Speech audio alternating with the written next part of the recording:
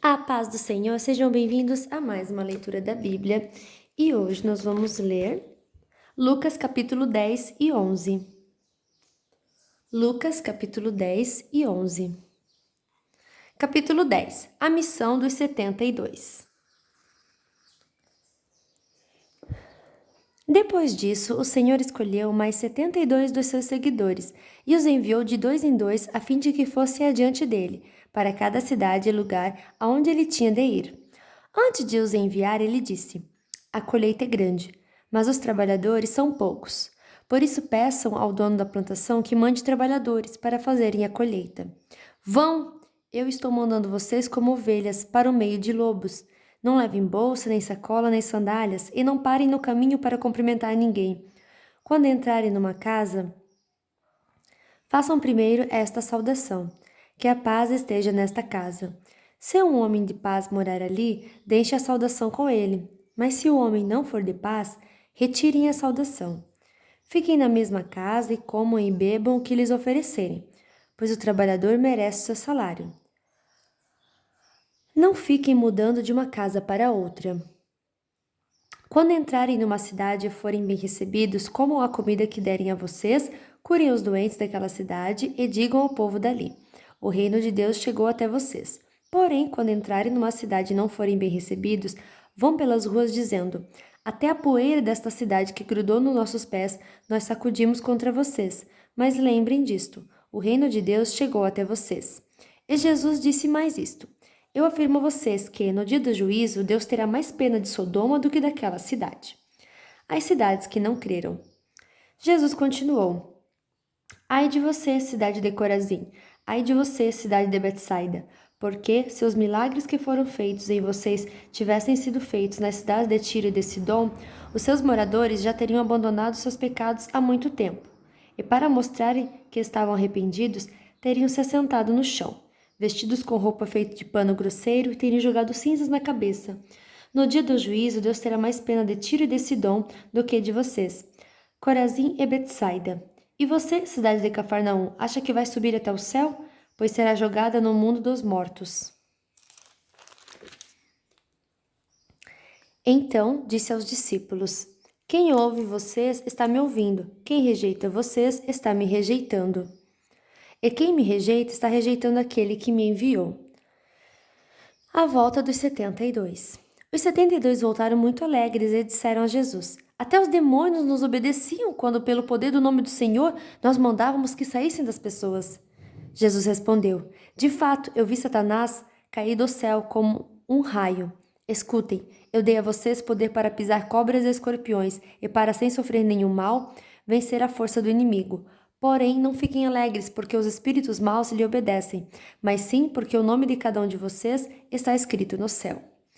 A alegria de Jesus. Naquele momento, pelo poder do Espírito Santo, Jesus ficou muito alegre e disse: Ó Pai, Senhor do céu e da terra, eu te agradeço porque tens mostrado às pessoas sem instrução aquilo que escondeste dos sábios e dos instruídos. Sim, ó Pai, tu tiveste prazer em fazer isso. O meu Pai me deu todas as coisas.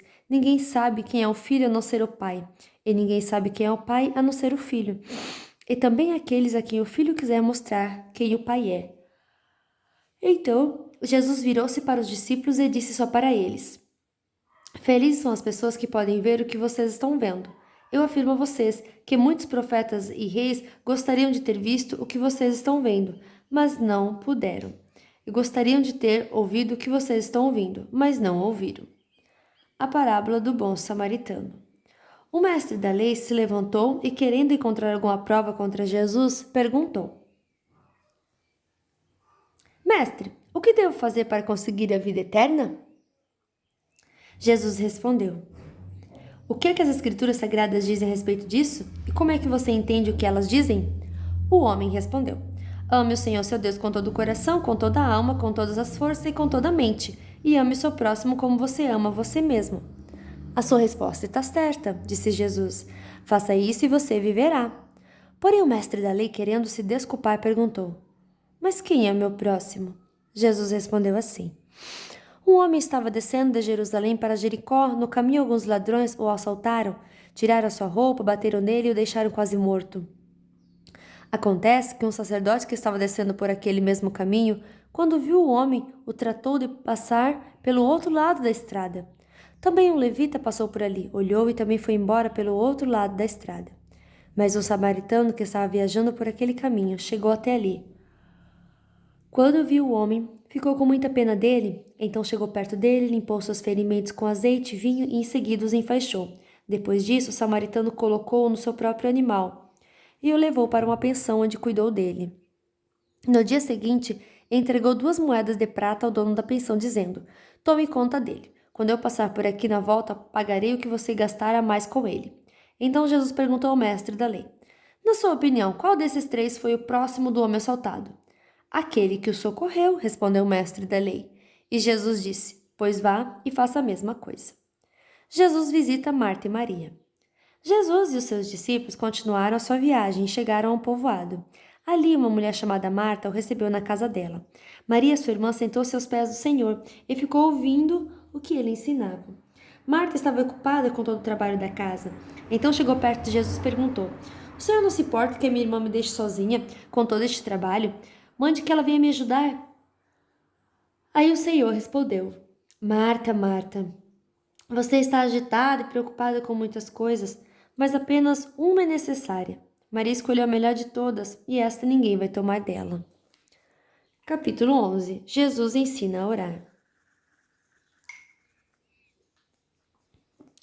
Um dia Jesus estava orando num certo lugar. Quando acabou de orar, um dos seus discípulos pediu: Senhor, nos ensine a orar como João ensinou os discípulos dele.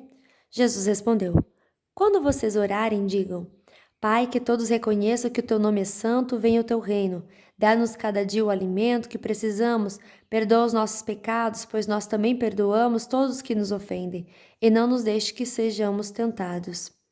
Então Jesus disse aos seus discípulos: Imagine que um de vocês vá à casa de um amigo, à meia-noite, e lhe diga: Amigo, me empreste 3 pães? É que um amigo meu acaba de chegar de viagem e eu não tenho nada para lhe oferecer. E imagine que o amigo responda lá de dentro: Não me amole, a porta já está trancada, eu e meus filhos estamos deitados, não posso me levantar para lhe dar os pães. Jesus disse: Eu afirmo a vocês que pode ser que ele não se levante porque é amigo dele, mas certamente se levantará por causa da insistência dele. Ele lhe dará tudo o que ele precisar. Por isso eu digo: peçam e vocês receberão, procurem e vocês acharão, batam e a porta será aberta para vocês. Porque todos aqueles que pedem recebem, aqueles que procuram acham, e a porta será aberta para quem bate. Por acaso algum de vocês será capaz de dar uma cobra ao seu filho quando ele pede um peixe? Ou, se o filho pedir um ovo, vai lhe dar um escorpião? Vocês mesmos, sendo maus, sabem dar coisas boas aos seus filhos. Quanto mais o Pai que está no céu dará o Espírito Santo aos que lhe pedirem. O poder de Jesus para expulsar demônios. Jesus estava expulsando de certo homem um demônio que não deixava falar. Quando o demônio saiu, o homem começou a falar. A multidão ficou admirada, mas alguns disseram: É Beelzebu, o chefe dos demônios, que dá poder a este homem para expulsar demônios. Outros, querendo conseguir alguma prova contra Jesus, pediam para que ele fizesse um milagre para mostrar que o seu poder vinha de Deus. Mas Jesus, conhecendo o pensamento deles, disse: O país que se divide em grupos que lutam entre si certamente será destruído. A família. Deixa eu ver o que está falando aqui. A família que se divide em grupos que lutam entre si também será destruída. Se o reino de Satanás tem grupos que lutam entre si, como continuará a existir? Vocês dizem que é Beelzebu que me dá poder para expulsar demônios, mas se é assim, quem dá aos seguidores de vocês o poder para expulsar demônios? Assim, os seus próprios seguidores provam que vocês estão completamente enganados. Na verdade, é pelo poder de Deus que eu expulso demônios, e isso prova que o reino de Deus já chegou até vocês. Quando um homem forte e bem armado guarda a sua própria casa, tudo que ele tem está seguro. Mas quando o homem mais forte o ataca e vence, leva todas as armas em que o outro confiava e reparte tudo o que tomou dele. Vamos ler novamente aqui o versículo 21. Quando um homem forte e bem armado guarda a sua própria casa, tudo o que ele tem está seguro. Mas quando um homem mais forte o ataca e vence, leva todas as armas em que o outro confiava e reparte tudo o que tomou dele. Quem não é a meu favor é contra mim, e quem não me ajuda a juntar está espalhando. A volta do espírito mau. Jesus continuou: Quando o espírito mau sai de alguém, anda por lugares sem água, procurando onde descansar, mas não encontra. Então diz: Vou voltar para minha casa de onde saí. Aí volta e encontra a casa varrida e arrumada. Depois sai e vai buscar outros 7 espíritos piores ainda, e todos ficam morando ali. Assim a situação daquela pessoa fica pior do que antes. A verdadeira felicidade. Quando Jesus acabou de dizer isso, uma mulher que estava no meio da multidão gritou para ele: Como é feliz a mulher que pôs o Senhor no mundo e o amamentou? Mas Jesus respondeu: Mais felizes são aqueles que ouvem a mensagem de Deus e obedecem a ela. O pedido de um milagre. Quando a multidão se ajuntou em volta de Jesus, ele começou a falar e disse o seguinte: Como as pessoas de hoje são más, pedem um milagre como sinal de aprovação de Deus, mas nenhum sinal lhes será dado, a não ser o milagre de Jonas. Assim como o profeta Jonas foi um sinal para os moradores da cidade de Nínive, assim também o Filho do Homem será um sinal para a gente de hoje. No dia do juízo, a rainha de Sabá vai se levantar e acusar vocês, pois ela veio de muito longe, para ouvir os sábios ensinamentos de Salomão. E eu afirmo que o que está aqui é mais importante do que Salomão. No dia do juízo, o povo de Nínive vai se levantar e acusar vocês, porque, quando ouvirem a mensagem de Jonas, eles se arrependeram de seus pecados. E eu afirmo que o que está aqui é mais importante do que Jonas. A luz do corpo. Jesus continuou: Ninguém acende uma lamparina para pôr num lugar escondido ou debaixo de um cesto. Ao contrário, ela é colocada no lugar próprio para que os que entrarem na casa possam enxergar tudo bem. Os olhos são como uma luz para o corpo. Quando os olhos de vocês são bons, todo o seu corpo fica cheio de luz. Porém, se os seus olhos forem maus, o seu corpo ficará cheio de escuridão. Portanto, tenha cuidado para que a luz que está em você não seja escuridão. Pois se o seu corpo estiver completamente luminoso e nenhuma parte estiver escura, então ele ficará todo cheio de luz, como acontece quando você é iluminado pelo brilho de uma lamparina. Jesus, os fariseus e os mestres da lei. Quando Jesus acabou de falar, um fariseu o convidou para jantar na casa dele. Jesus foi e sentou-se à mesa. O fariseu ficou muito admirado quando viu que Jesus não tinha se lavado antes de comer. Então o Senhor disse a ele: Vocês, fariseus, lavam o copo e o prato por fora, mas por dentro vocês estão cheios de violência e de maldade, seus tolos. Quem fez o lado de fora não é o mesmo que fez o lado de dentro? Portanto, deem aos pobres o que está dentro dos seus copos e pratos, e assim tudo ficará limpo para vocês. Ai de vocês, fariseus, pois dão para Deus a 10ª parte até mesmo da hortelã, da arruda e de todas as verduras. Mas não são justos com os outros e não amam a Deus. E são exatamente essas coisas que vocês devem fazer, sem deixar de lado as outras. Ai de vocês, fariseus, pois gostam demais dos lugares de honras nas sinagogas e gostam de ser cumprimentados com respeito nas praças. Ai de vocês, pois são como as sepulturas que não se veem, sepulturas que as pessoas pisam sem perceber. Então o mestre da lei disse a Jesus: Mestre, falando assim, o Senhor está nos ofendendo também.